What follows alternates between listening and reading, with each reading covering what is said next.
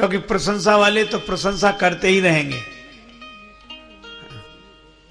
अच्छा, अद्भुत आश्चर्य, दशरथ जी ने दर्पण देखा तो पता लगा कि उनका मुकुट टेढ़ा हो गया है, राज्य मुकुट टेढ़ा हो गया है, लगभग गिरने की स्थिति में है। अच्छा, अब आप देखो, मुकुट गिरने की स्थिति में है और प्रशंसा करने वाले प्रशंसा करते जा रहे हैं। प्रशंसा करने वालों का तो काम है प्रशंसा करना, विचार करने की उन्हें क्या आवश्यकता, मुकुट टेढ़ा हो चाहे सीधा। ये तो मुकुट जब तक गिर ही नहीं जाएगा तब तक प्रशंसा ही करते रहेंगे, जब तक मुकुट गिर नहीं जाएगा तब तक प्रशंसा करेंगे, फिर जिसके सिर पे मुकुट आएगा उसकी प्रशंसा करेंगे। इसमें तो स्वयं ही विचार करना होता है। और दशरथ जी ने देखा कि मुकुट टेढ़ा हो गया है। अच्छा, जब मुकुट तनिक टेढ़ा हुआ तो श्रवण समीप भय स्थित केसा, महाराज श्री दशरथ ने अपने श्रवणों के पास में श्वेत केश देखे, सफेदी दिखी। दशरथ जी को लगा कि ये बाल उपदेश दे रहे हैं। इसका आशय यह है कि जिन्हें उपदेश लेना होता है वे बाल से भी ले लेते हैं, बाल से भी ले लेते हैं, और जिन्हें नहीं लेना हो वो वृद्ध से भी कुछ नहीं सीख पाते हैं। जय हो, जय हो। एक महात्मा एक गांव से निकले तो ऐसे ही भ्रमण करते जा रहे थे, परिचित लोग रहते थे उस गांव में।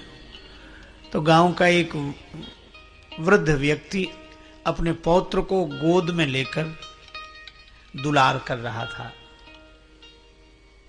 और पौत्र बीच बीच में कहता बाबा बाबा। तब तक वो संत जी निकले तो उस व्यक्ति ने कहा कि महाराज प्रणाम,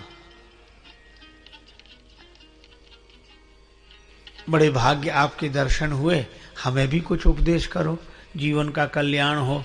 महात्मा बोले कि उपदेश तो ये तुम्हारा पौत्र ही दे रहा है। पौत्र क्या कह रहा है महाराज, ये तो कुछ बोल ही नहीं पाता। कहा कि बस वो जितना बोल पाता है उतना ही काफी है। बाबा कह रहा है, बाबा बाबा। महात्मा बोले इस शुद्ध तोतली बोली पर कुछ तो मन में शर्माओ, नाती कान लगे बाबा, अब तो बाबा हो जाओ।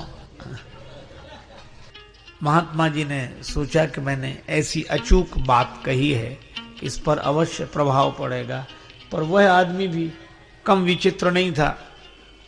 वह कहने लगा कि महाराज हम तो रोज सोचते हैं कि बाबा हो जाए। जब जब ये पौत्र गोद में आता कहता बाबा बाबा, तो लगता है कि बाबा हो ही जाए, फिर होते क्यों नहीं हो।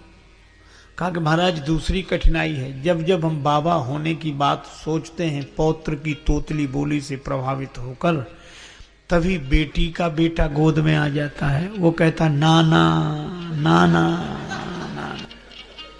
अब जिन्हें उपदेश ग्रहण करना ही नहीं है, पर महाराज दशरथ बाल से भी उपदेश ले लेते हैं।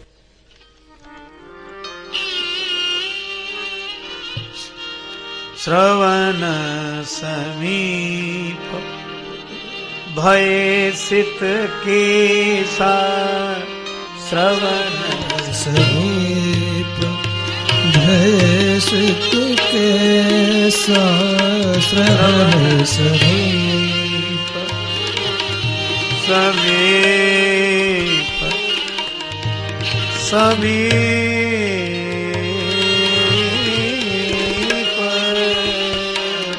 श्रवण समीप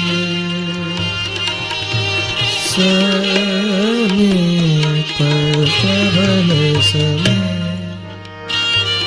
मनहु जरठपन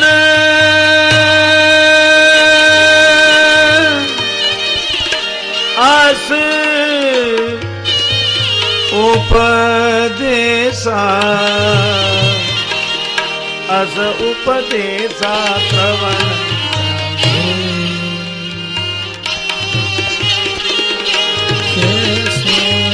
श्रवण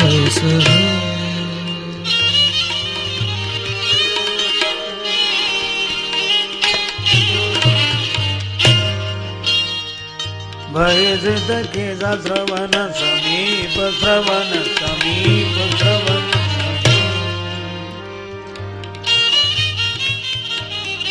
कानों के पास सफेद बाल हो गए। यह कब दिखाई पड़ा? जब दर्पण देखा। और दर्पण का अर्थ है विचार। जब हम विचार करते हैं तो शरीर की नश्वरता दिखाई देती है। ये सफेद बाल कान के पास ही सबसे पहले क्यों आए? दशरथ जी को लगा कि ये बाल कुछ बोल रहे हैं। क्या बोल रहे हैं? इन श्वेत केशों के माध्यम से वृद्धावस्था ही उपदेश दे रही है। यह बाल यह बोल रहे हैं कि दशरथ जी, हम तब भी बाल थे जब तुम बाल थे। हम तब भी बाल थे जब तुम बाल थे। तुम वृद्ध हो गए हो, हम अभी भी बाल हैं। तुम वृद्ध हो गए हो, हम अभी भी बाल हैं। लेकिन एक अंतर तो है। क्या? तब हम काले थे, अब हम सफेद हो गए हैं। हमने तो अपना रंग बदल दिया है। पर दशरथ, तुम अपना रंग कब बदलोगे? हम जैसे थे वैसे नहीं रहे, और तुम जैसे थे वैसे ही हो, अब तक नहीं बदले। क्या बात है। रंग बदलते। अच्छा, तो हम लोगों की कालिमा क्या है? बालों की कालिमा तो ठीक है, पर हम लोगों की, अच्छा आपने कभी सुना होगा काला धन, काला बाजार। मैं पहले समझता नहीं था, तो मैंने एक सज्जन से पूछा इसका क्या अर्थ? तो उन्होंने कहा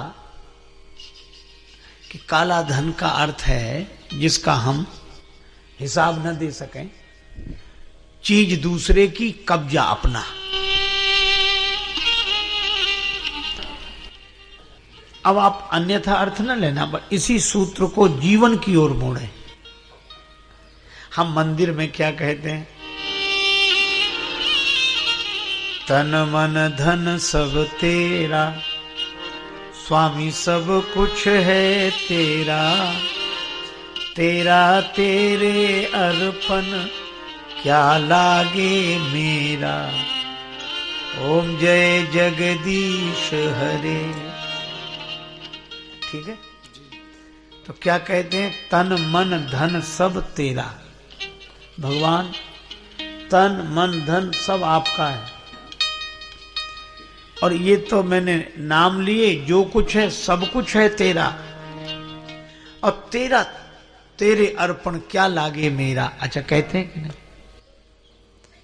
पर आप देखना, अच्छे भले साधकों की बात मैं कह रहा हूं। मंदिर में तो हम कहते हैं तन मन धन सब तेरा, और वही साधक मंदिर में परमात्मा से कहते हैं तन मन धन सब तेरा, और लौटकर किसी संत महात्मा के पास आते हैं, उससे कहते हैं महाराज कोई उपाय बताओ। किस बात का उपाय? मेरा मन नहीं लगता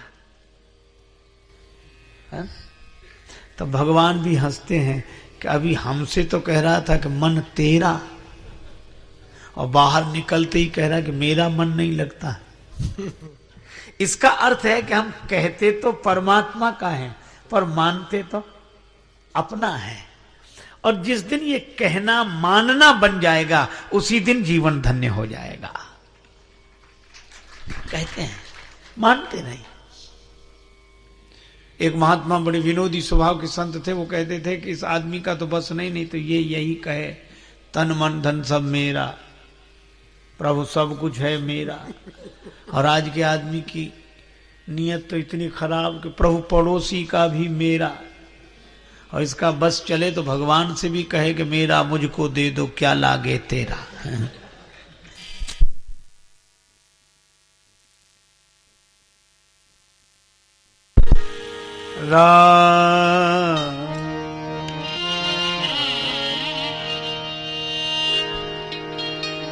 बस यही कालिमा है। चीज दूसरे की, मानना अपना। अच्छा, मैं कहता हूं तन मन धन की कौन कहे, ये श्वास जो शरीर में चल रही है यह भी हमारी नहीं है, हमारे लिए है। एक सज्जन बोले कि नहीं यह तो हमारी है श्वास, और कहते भी है जब तक हमारी श्वास चल रही है हमारी है। अच्छा, आप विचार करना, अगर ये श्वास हमारी है तो कभी प्रयास करके देखो कि आज नहीं लेंगे हम श्वास, हमारी श्वास हम न लें। इतवार को सबकी छुट्टी होती है तो श्वास को भी जरा आराम कराएंगे। पर आपको लेनी पड़ती है, इससे सिद्ध होता है कि आपकी नहीं है। यह प्राण भी प्रभु का ही है, ये तन मन जीवन सब कुछ उसी का है।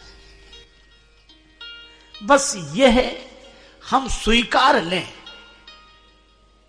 भगवान कहते हमें देने की आवश्यकता नहीं है, हमने जो तुम्हें दिया है वो तुम्हारे लिए है, तो तुम अपने लिए तो मानो पर अपना मत मानो।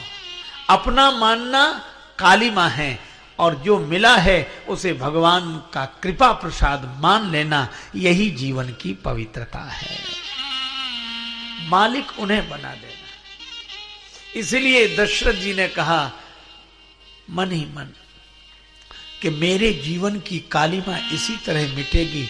अयोध्या तो रहे, पद तो रहे, पर जिस पद पर मैं बैठा हूं, मैं राजा के पद पर बैठा हूं, पर आरंभ तो करूं युवराज के पद पर श्री राम को बिठाऊं। और कितना सुंदर संकेत है कि हमारे आपके जीवन में सभी कुछ रहे, किंतु एक बात का ध्यान भी रहे, क्या सब कुछ रहे पर मालिक की जगह अभिमान को नहीं भगवान को बिठाएं, यही जीवन की धवलता है। और दशरथ जी भी राम जी को बिठाना चाहते हैं। नृप युवराज राम कहाँ देहु, नृप युवराज राम कहाँ देहु, नृप युवराज युवराज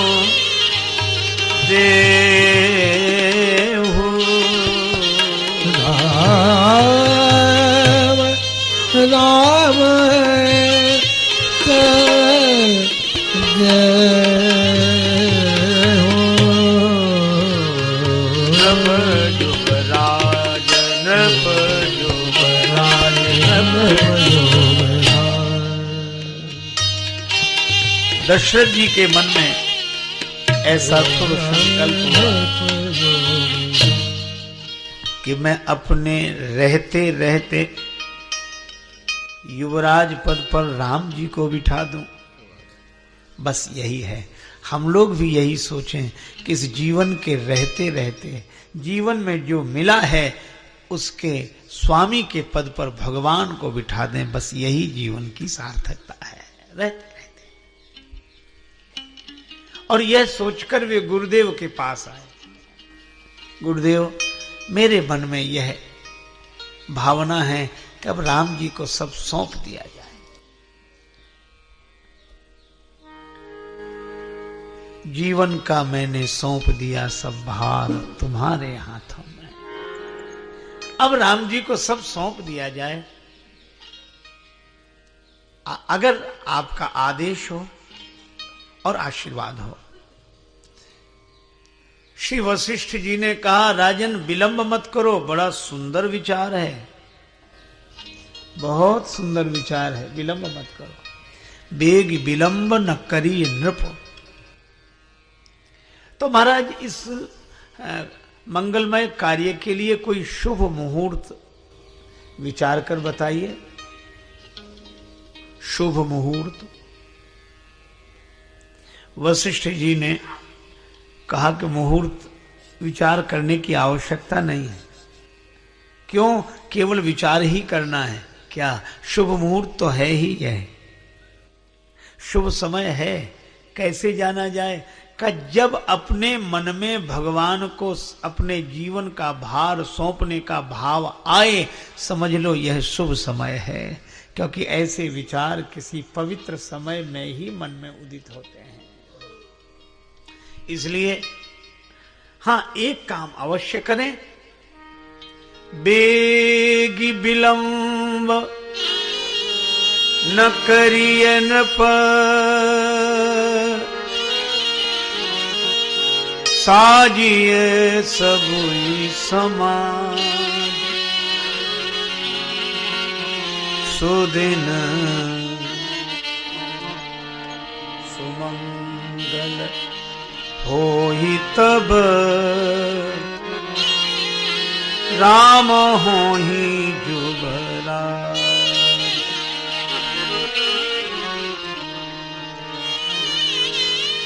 विलंब मत करो, क्योंकि ऐसे शुभ संकल्प मन में ज्यादा देर नहीं टिकती। तैयारी करो। आनहु सकल सुतीरथ पानी, आनहु सकल सुतीरथ पानी, तीरथ पानी, तीरथ पानी, तीरथ पानी, तीरथ पानी, आनहु सकल आनहु सकल सुतीरथ पानी, आनहु सकल सुतीरथ पानी। महाराज श्री दशरथ जी ने आदेश दिया, यह व्यवस्था करो, यह व्यवस्था करो। प्रजाजनों से सम्मति ली। जो पांच ही मत लागे नीका, देव हरस ही राम ही टीका। मेरे पुत्र हैं श्री राम, मैं उन्हें युवराज पद पर बिठाने का निर्णय लूं, पर सम्मति आप सबकी होनी चाहिए। यदि आपकी स्वीकृति होगी तो ही श्री राम युवराज पद पर बैठेंगे। सभी ने कहा, जियऊ जगतपति बरस करोरी, जग मंगल भल काज विचारा, बेग ही नाथ न लाई बारा। अच्छा, गुरु जी ने भी कहा बेग विलंब न करिए न, और प्रजाजनों ने भी कहा बेग ही नाथ न लाई बारा। तैयारी हो गई। समय इतना अल्प था कि भरत जी को बुलाया नहीं जा सकता था, पर सब मन से सोच रहे थे कि भरत जी आ जाएं। भरत आगमन सकल मनावहि। अच्छा, जब सब कार्य व्यवस्थित रूप से हो रहे थे, विधान पूर्वक हो रहे थे, तो यह व्यवधान क्यों पड़ा? इस पर भी तो विचार करें। व्यवधान पड़ा। देखो, विधान बिगड़ता है तो व्यवधान पड़ जाता है।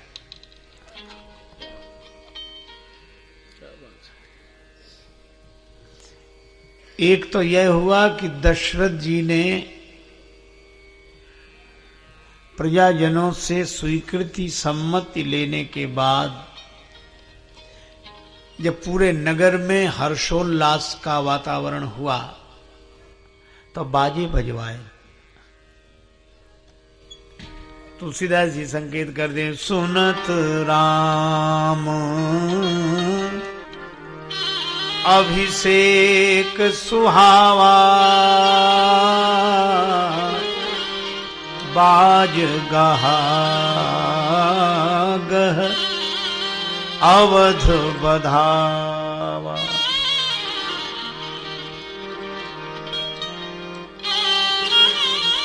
बाजे बजने लगे, बधैया बाजे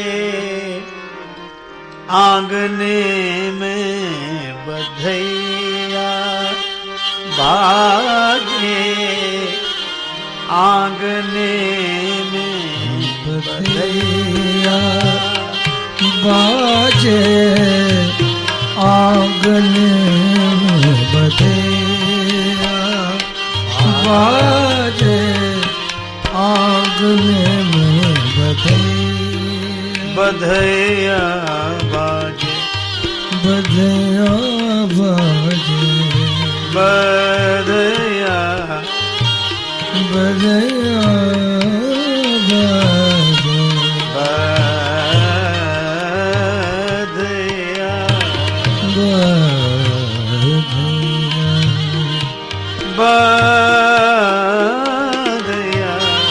बधैया बधैया बधैया बाजे आंगने में, बाजे आंगने में, बधैया बाजे आंगने में, बाजे आंगने में, बधैया बधैया बाज गा गए अवध बधावा। अच्छा, जन्म के समय बधैया बजे समझ में आती कि जन्म हो गया अब बधैया बज रहे, पर यहां कठिनाई यह है कि राम जी अभी युवराज पद पर बैठे नहीं हैं और पहले ही बाज गा गए अवध बधावा। गुरुदेव के कानों में भनक पड़ी। गुरुजी ने कहा, ये बाजे किसने बजवाए, ये बाजे किसने बजवाए? कहा वो तो खुशी में बजा दिए। वशिष्ठ जी ने कहा कि राम जी युवराज पद पर बैठ जाते, उनका अभिषेक हो जाता, तब बाजे बजते तो ठीक था। पहले ही बाजे बज गए तो बाजे बज गए। अब यह भी कितना सुंदर संकेत है कि कार्य पूरा हो जाए फिर बाजे बजे। अब कार्य पूरा हो ही नहीं और पहले ही बाजे बज जाए। वशिष्ठ जी ने कहा कि बाजे बज गए तो बाजे बज गए। गुरु जी ने कहा, हमने तो नहीं कहा था कि बाजे बजवा। किसी ने कहा कि मन से बजा दिए गए। वशिष्ठ जी ने कहा कि बस यही बात तो है। क्या राम राज्य गुरुमुखी ढंग से आता है, मनमुखी ढंग से नहीं आता। क्या बात। अच्छा, बाजे बजने से गड़बड़ी क्या हुई? जितने विघ्न संतोषी देवमंडल के सदस्य, उनको अच्छा नहीं लग रहा है।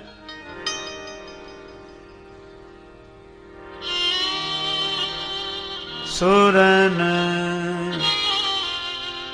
सुहाय,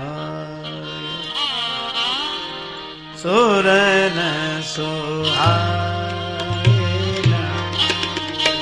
अवध बधावा, सुरन सुहाय,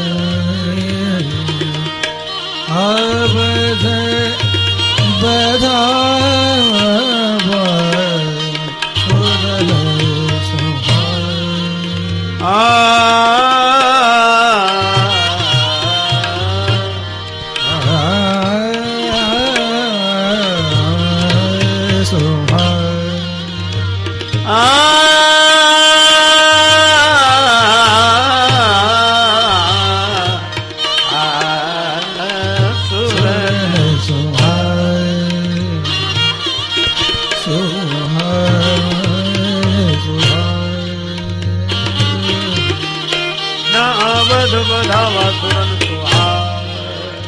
सूरन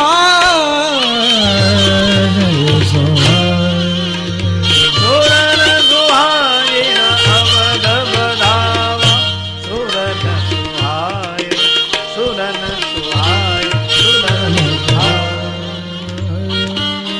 देवताओं को अच्छा नहीं लग रहा ये बाजे बज रहे, मंगल गीत गाए जा रहे हैं। किसी ने कहा यह तो सबके लिए अच्छा हो रहा है, फिर इन्हें अच्छा क्यों नहीं लग रहा? श्री तुलसीदास जी ने कहा उजेली रात चंद्र प्रकाश के कारण दीप्तमान होती है, सभी को अच्छी लगती है, पर चोरों को अच्छी नहीं लगती। उन्हें तो अंधेरा ही रहे तो अच्छा है, उजेला ना हो। तो एक तो यह बात हुई, और मानो संदेश मिला कि जब कार्य पूरा हो जाए तब बाजे बजाओ, प्रचार करो, और कार्य जब तक पूरा न हो तब तक मन में रखो। कार्य पूरा हो जाने के बाद प्रचार। और श्री राम जी ने इस नियम का पालन यहां नहीं आगे किया। कब? जब बाली का वध हो गया तब भगवान राम ने लक्ष्मण जी से कहा, लक्ष्मण सुग्रीव को राजा के पद पर बिठाओ। राज देहु सुग्रीव जाई राज देव सुग्रीव जाई राज देव सुग्रीव जाई राज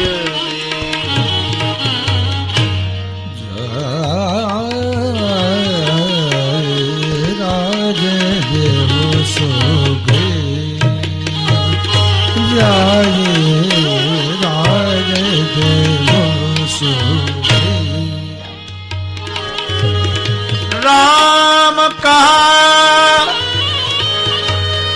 अनुजही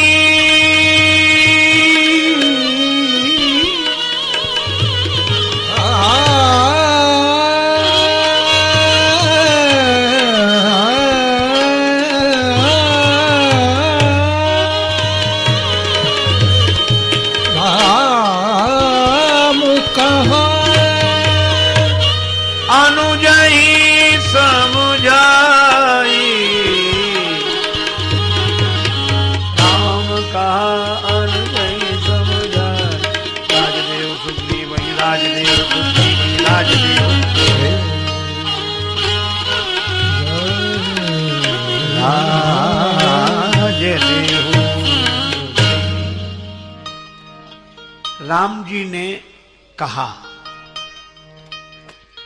कि सुग्रीव को राजा बना दो। लक्ष्मण राज्य तिलक करो, सुग्रीव को राजा बना दो। पर कहा तो इतना ही, पर समझाया। राम कहा अनुजहि समुझायु। प्रश्न यह है कि समझाया क्या? यह अभी पता नहीं लगा, बाद में पता लगा। राम जी ने कहा बस लक्ष्मण तुम समझ लो, कहना सुनना किसी से नहीं है, हमने जो तुम्हें समझाया वह याद रखना। और कहा इतना ही। अब श्री तुलसीदास जी से पूछा कि क्या समझाया? तुलसीदास जी बोले हम समझे तब तो बतावें। अब यह रहस्य बना रहा कि समझाया क्या। पर श्री राम नीति प्रीति परमार्थ स्वार्थ को न राम समझान यथार्थ, परम नीतिज्ञ हैं। श्री राघवेंद्र ने भेज दिया लक्ष्मण जाओ, और लक्ष्मण जी ने लक्ष्मण तुरंत बुलाए, तुरंत, देर नहीं। पुरजन विप्र समाज, ब्राह्मणों को, परिजनों को, सबको आदर पूर्वक आमंत्रित किया।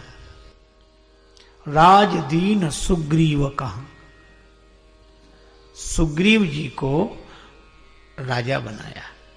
अब आप देखो, तिलक कर दिया राजा का, आधे से अधिक दोहा हो गया।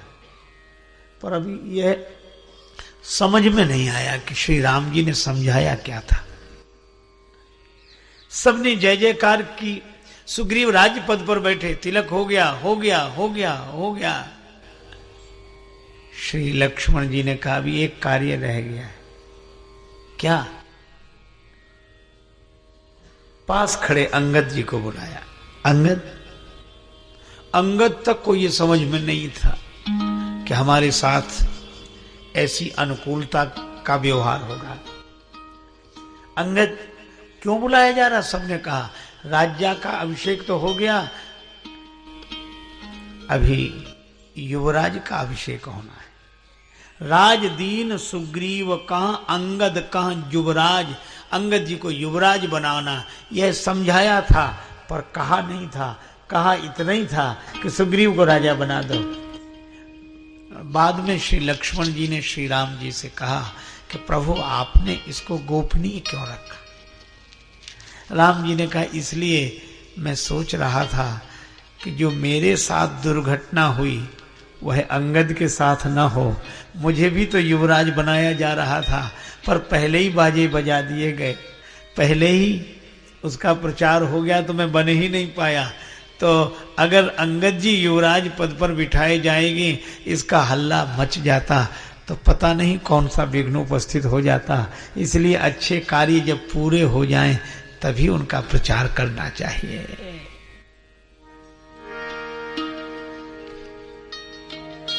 एक तो यह है बात। दूसरी यह है, पार्वती माता ने शंकर भगवान से पूछा, राज तजा सो दूषण काहि, दूषण काहि राज तजा।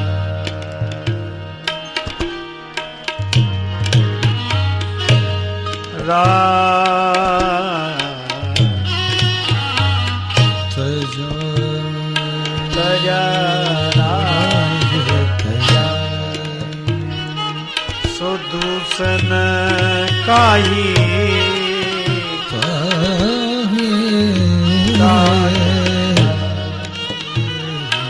राज तजा, राज तजा, राज तजा, राज तजा दूषण काहि राज तजा।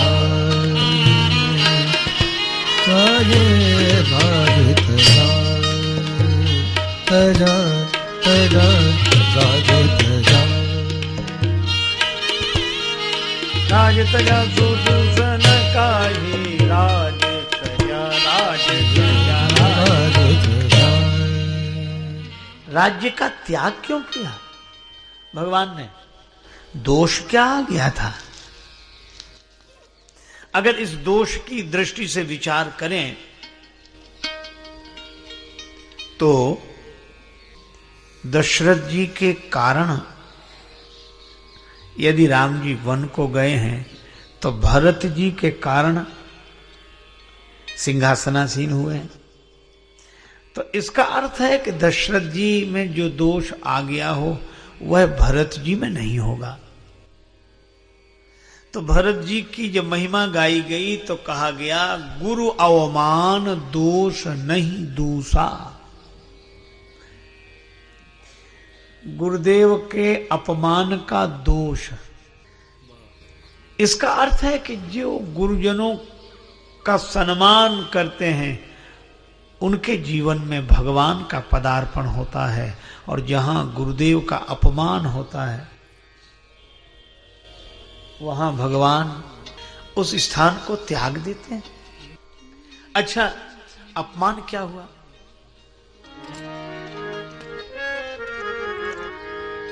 तब नर नाम वशिष्ठ बुलाए, तब नर नाम वशिष्ठ बुलाए तब नर नार वशिष्ठ बुलाए तब नर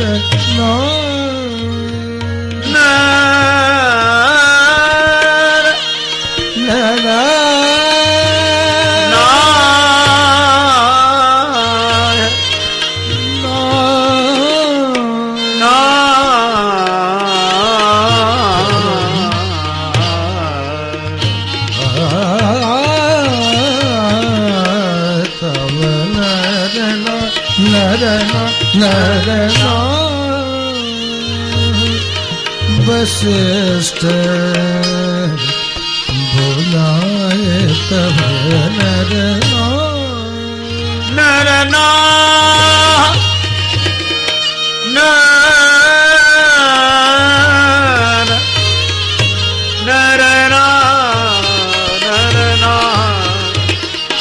तब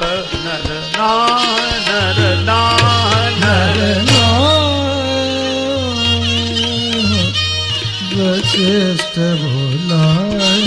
अब आप विचार करो, दशरथ जी को राम जी मिले कैसे? जब दशरथ जी गुरु जी के यहाँ गए, गुरु गृह गए तुरंत महिपाला, गुरुदेव के दर पर गए दशरथ जी, तो राम जी उनके घर में आ गए। इसका अर्थ है कि जो गुरुदेव के दर पर जाते हैं, भगवान उनके घर पर आते हैं। लेकिन आज दशरथ जी नहीं गए गुरु जी के पास, गुरु जी को बुलाया। अच्छा चलो, कठिनाई हो, मजबूरी हो, तो यह कहा जा सकता है कि गुरुदेव से प्रार्थना करना कि मैं नहीं आ पा रहा हूं, वे ही कृपा करके पधारें। और यहां गुरु संबोधन भी नहीं है। तब नर नाह वशिष्ठ बुलाए, वशिष्ठ जी को बुलाया। अब गुरुदेव नहीं दिख रहे, वशिष्ठ दिख रहे हैं। और किसने बुलाया? नरनाह। अब यह व्यंग देखो, नर कहते हैं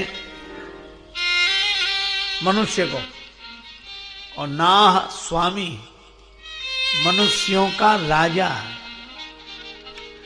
राजा साहब बुला रहे हैं। अच्छा, राजा साहब किसे बुला रहे हैं? गुरुजी को बुलाते तो शिष्य बुलाता, पर राजा साहब बुला रहे हैं इसलिए गुरुजी को नहीं, वशिष्ठ को। ये गुरुदेव का अपमान हो गया। तब नर नाह वशिष्ठ बुलाए, तब नर नाह वशिष्ठ बुलाए, तब नर नाह वशिष्ठ बुलाए, तब नर नाह वशिष्ठ। राम धाम सिख दैन पठाए,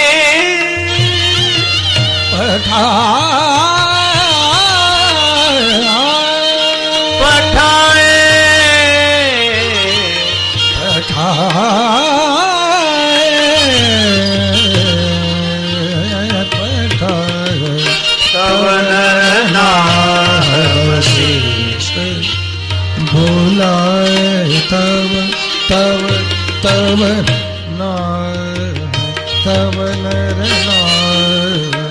नर नाह वशिष्ठ बुलाए, तब नर नाह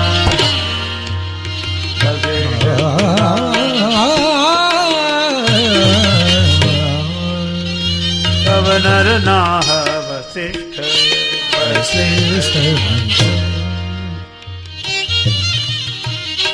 बुलाया, तब नरनाह वशिष्ठ बुलाए, वशिष्ठ जी को बुलाए।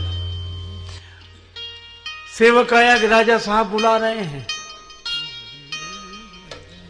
गुरुजी ने सोचा कि अब तक तो राजा साहब आते थे,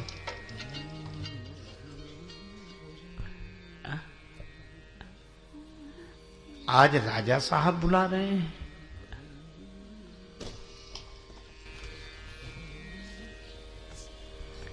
गुरुदेव भगवान की जय, पूज्य स्वामी जी महाराज की जय, सब संतन की जय, सब भक्तन की जय। गुरुदेव से सेवक ने कहा कि राजा साहब बुला रहे हैं।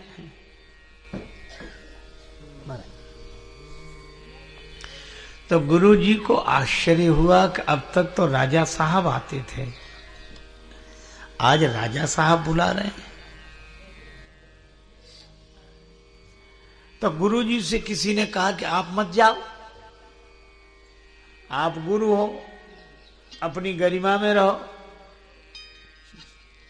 वशिष्ठ जी ने कहा कि मैं अपनी दृष्टि में गुरु नहीं हूं, उसकी दृष्टि में गुरु हूं। मेरा तो कोई संकल्प ही नहीं है, सर्वारंभ परित्यागी, मेरा कोई संकल्प नहीं। आहा, श्री स्वामी राम तीर्थ जी का वचन है, मैं न बंदा था न खुदा था, मुझे मालूम न था, दोनों इल्लत से जुदा था, मुझे मालूम न था। मेरा कोई संकल्प नहीं, मैं सब संकल्पों का साक्षी हूं। तो गुरु कैसे हो? का शिष्य के संकल्प से गुरु हूं, शिष्य की दृष्टि में गुरु हूं।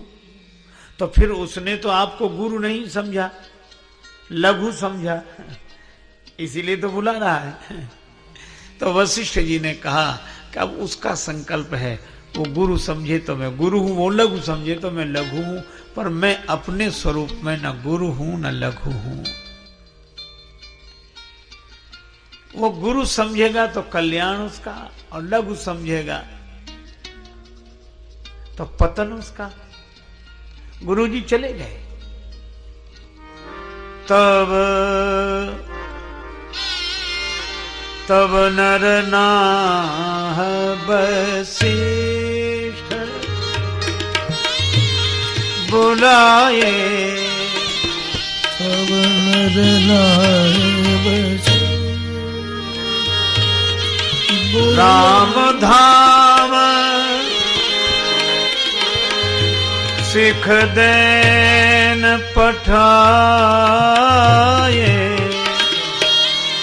तब नर नाह वशिष्ठ बुलाए, तब नर नाह वशिष्ठ बुलाए, तब नर नाह वशिष्ठ। गुरुदेव आ गए, पर महाराज दशरथ ने यह भी नहीं किया कि गुरुदेव क्षमा करें, मैं किसी कठिनाई में था, आपके चरणों तक उपस्थित नहीं हो सका, आपको ही कष्ट करना पड़ा, विराजिए। पर इस तरह के अभिवादन अभिनंदन का भी प्रसंग वहां नहीं। तब नरनाह वशिष्ठ बुलाए, और जब गुरुदेव आए तो तुरंत बोले, राम धाम सिख देन पठाए। गुरुजी अब आपको इसलिए बुलाए कि आप चले जाओ। कहाँ? राम जी के भवन में चले जाओ, उनको कुछ उपदेश करो, उन्हीं को युवराज पद पर बैठना है, आप वहां चले जाओ। राम धाम सिख देन पठाए। होना तो यह चाहिए था कि राम जी से कहा जाता कि गुरु जी के भवन में जाओ, गुरु जी के आश्रम पर जाओ, प्रणाम करके आशीर्वाद लो और उपदेश लेकर आओ। पर यहां अटपटा ढंग, राम धाम सिख देन पठाए। गुरु जी चले गए। श्री राम जी ने सुधार किया है। जब सुना कि गुरुदेव आ रहे हैं, आहा, श्री राघवेंद्र श्री सीता जी के संग भवन से बाहर आकर द्वार पर हाथ जोड़कर सिर झुकाकर खड़े हो गए। गुरुदेव के चरणों में राम जी ने सिर रखकर प्रणाम किया और बात क्या कही। आज मैं बड़ा प्रसन्न हूं।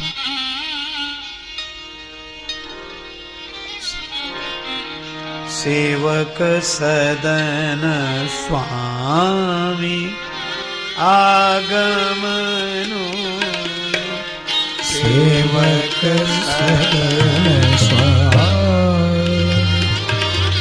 आगमनु, सेवक सदन स्वामी आगमनु, सदन मंगल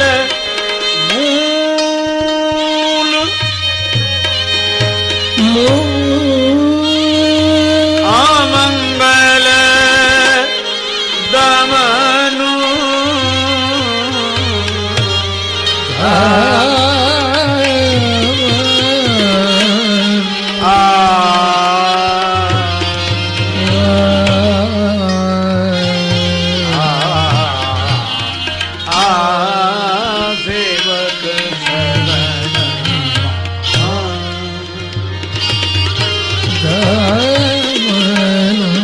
सेवक आगमनु, सेवक सदन।